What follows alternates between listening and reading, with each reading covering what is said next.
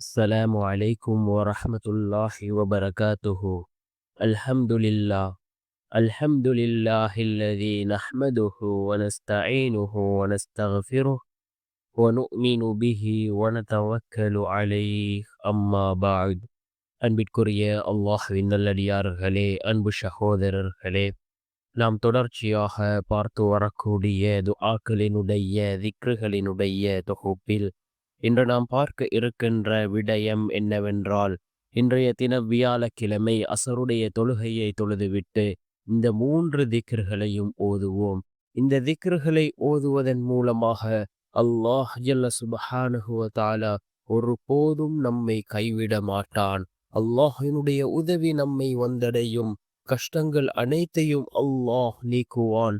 தேவைகள் அனைத்தையும் அல்லாஹ் பூர்த்தி செய்து தருவான். அந்த அளவுக்கு சிறந்த அற்புதமான 3 திக்ருகளை தான் நாம் இன்றைய வீடியோவில் பார்க்க இருக்கின்றோம். அன்பார்ந்தவர்களே, அல்லாஹ்வின் நல்லடியார்களே, அதிகமானோர் நம்முடைய சேனலை சப்ஸ்கிரைப் செய்யாமல் பார்த்து கொண்டிருக்கின்றீர்கள். நீங்கள் சப்ஸ்கிரைப் செய்து லைக் இடுவதன் மூலமாக நமது சேனலில் உள்ள வீடியோக்கள் இன்னும் பல சகோதரர்களுக்கு கொண்டு போய் சேர்க்கப்படும். அவர்கள் அதனை பார்த்து பயனடைந்தால் அதற்குரிய கூலியை அல்லாஹ் உங்களுக்கும் வழங்குவான். அன்பார்ந்தவர்களே, அல்லாஹ்வின் நல்லடியார்களே, இன்றைய தினம் நாம் அசருடைய தொழுகையை தொழுதுவிட்டு இந்த 3 மிக முக்கியமான துஆக்களையும் ஓதுவோம். இதன் மூலமாக அல்லாஹ் ஜல்ல சுப்ஹானஹு வ தஆலா நம்முடைய தேவைகளை பூர்த்தி செய்து தருகின்றான். அவனுடைய உதவிகளை நமக்கு வழங்குகின்றான். அல்லாஹ் ஒருபோதும் நம்மை கைவிட மாட்டான். அந்த அளவுக்கு சிறந்த 3 திக்ருகள். அதில் முதலாவது, யா பதீஅஸ் ஸமாவாதி வல் அர்ள், யா பதீஅஸ் ஸமாவாதி வல் அர்ள் என்ற இந்த திக்ரை 120 தடவை நாம் ஓதுவோம். யா பதீஅஸ் ஸமாவாதி வல் அர்ள் மிகவும் சிறந்த ஒரு திக்ர். இதனை 120 தடவை ஓதுவோம். இரண்டாவது, யாதல் அர்ஷில் மஜீத், யாதல் அர்ஷில் மஜீத் என்ற இந்த திக்ரை 111 தடவை நாம் ஓதுவோம்.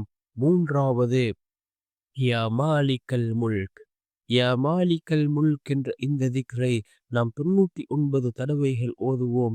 இந்த 3 திக்ருகளும் மிக முக்கியமான திக்ருகள். இதனை நாம் ஓதி அல்லாஹ்விடம் பிரார்த்தனை செய்வோம்.